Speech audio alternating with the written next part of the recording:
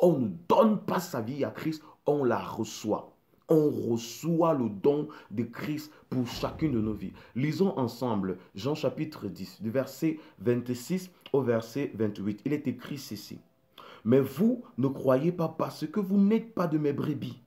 Mes brebis entendent ma voix, je les connais et elles me suivent. Je leur donne la vie éternelle et elles ne périront jamais et personne ne les ravira de ma main.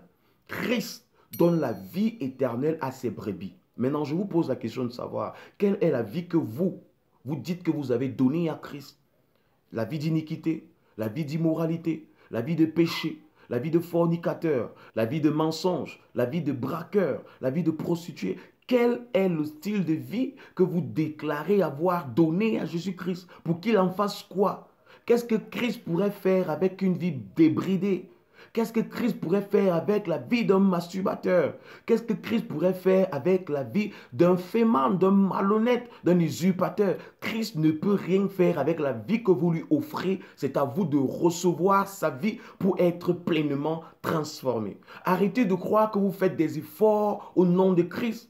Parce que plusieurs personnes passent le temps à le rabâcher à longueur de journée. J'ai donné ma vie à Christ et depuis que je lui ai donné ma vie, je fais des efforts. Je jeûne, je prie, je me consacre, j'évite l'iniquité, j'évite le péché. Mais vous êtes en train de vous corrompre vous-même et vous vous torturez vous-même.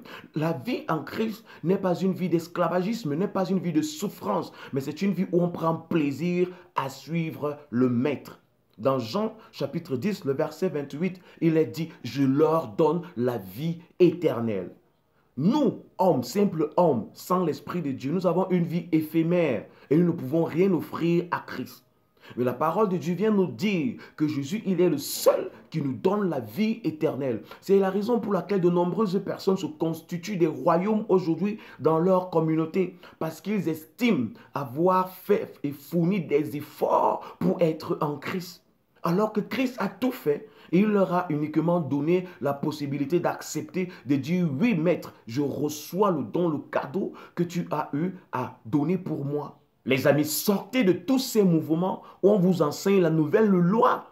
Parce que si nous avons été délivrés de la loi des traditions juives, des applications juives pour être aujourd'hui en Christ, c'est justement pour que nous puissions nous asseoir sur rien pour nous glorifier. De nombreuses personnes se glorifient aujourd'hui, se glorifient d'avoir épousé une femme parce que c'est temps préservé, se glorifient d'avoir épousé un homme parce que c'est temps préservé, se glorifient d'avoir des enfants en Christ parce que c'est temps préservé, parce qu'ayant payé le prix de leur vie, parce qu'ayant offert gracieusement leur vie à Christ, une vie inutile. Christ n'a pas besoin que vous lui offriez votre vie. Christ n'a pas besoin que vous lui donniez votre vie. Christ n'a pas besoin que vous lui consacriez votre vie. Il vous a offert la sienne, une vie sans péché, sans tache ni ride. Ouvrons ensemble Hébreux, le chapitre 9, du verset 11 au verset 14. Lisons ce qui est écrit.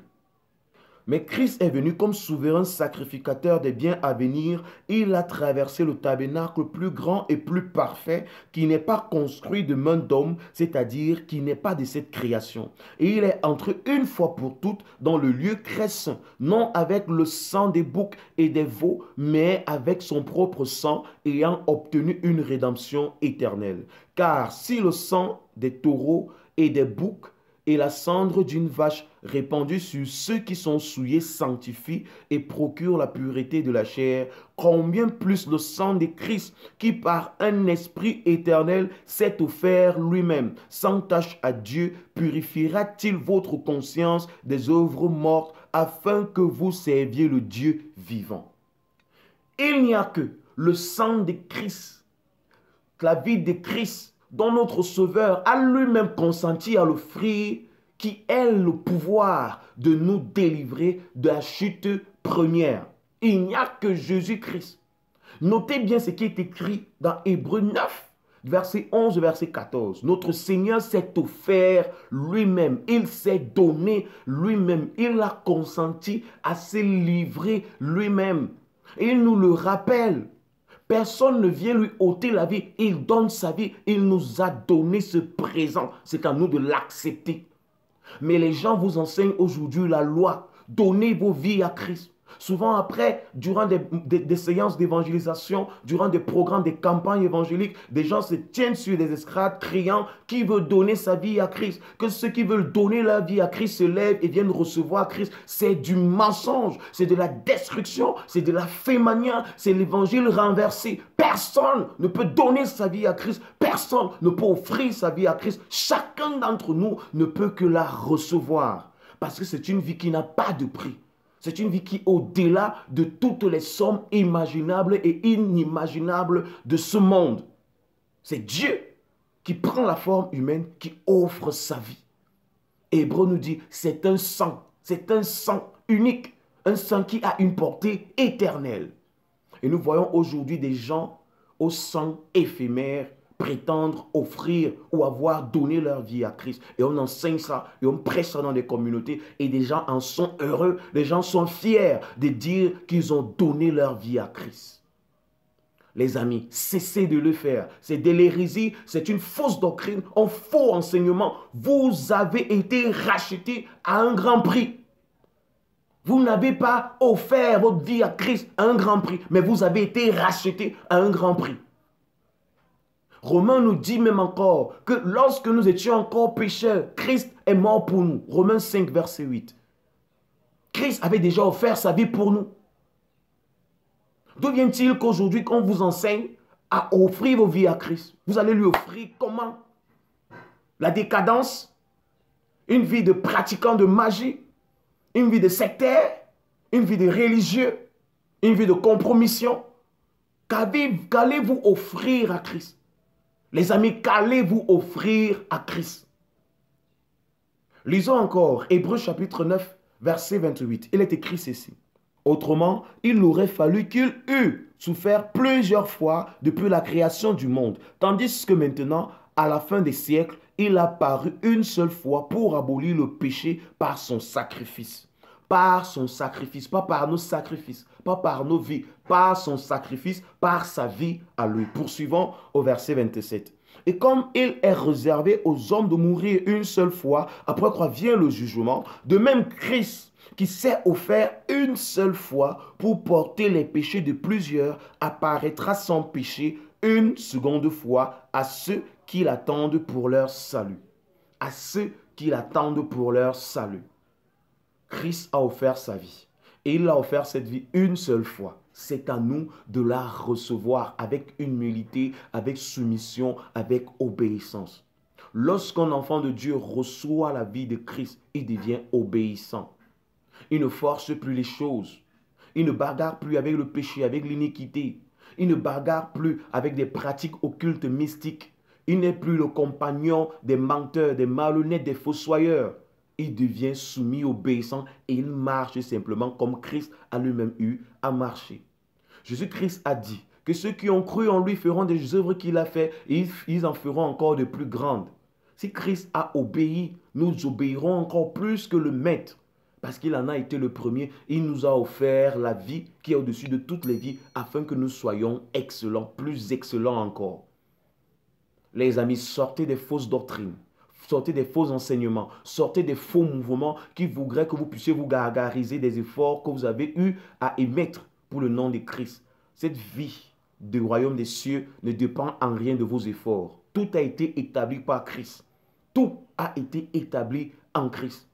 Et tout a été fait par Jésus-Christ. Il ne nous appartient plus que de recevoir ce gracieux présent, ce gracieux don et de nous conformer par l'amour de Christ en nous, d'être obéissants jusqu'à la mort comme le Seigneur Jésus-Christ lui-même l'en a été jusqu'à la mort. Pour terminer, lisons Hébreux chapitre 10, de verset 10 au verset 11. Il est écrit ceci. C'est en vertu de cette volonté que nous sommes sanctifiés par l'offrande du corps de Jésus-Christ une fois pour toutes, que nous sommes sanctifiés. Chers amis, ce n'est pas votre sanctification qui vous sanctifie. Ce n'est pas le fait de fuir le mal, de vous éloigner de l'iniquité, que vous êtes effectivement restauré, caché ou préservé de l'iniquité. C'est très fou.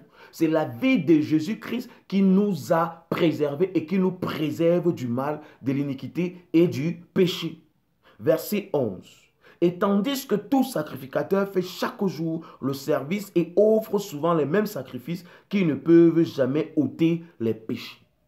Donc les sacrifices que de nombreuses personnes font dans des églises, dans des communautés, dans des chefferies spirituelles, pensant que ces sacrifices-là les gardent en Jésus-Christ, vous êtes totalement dans l'erreur.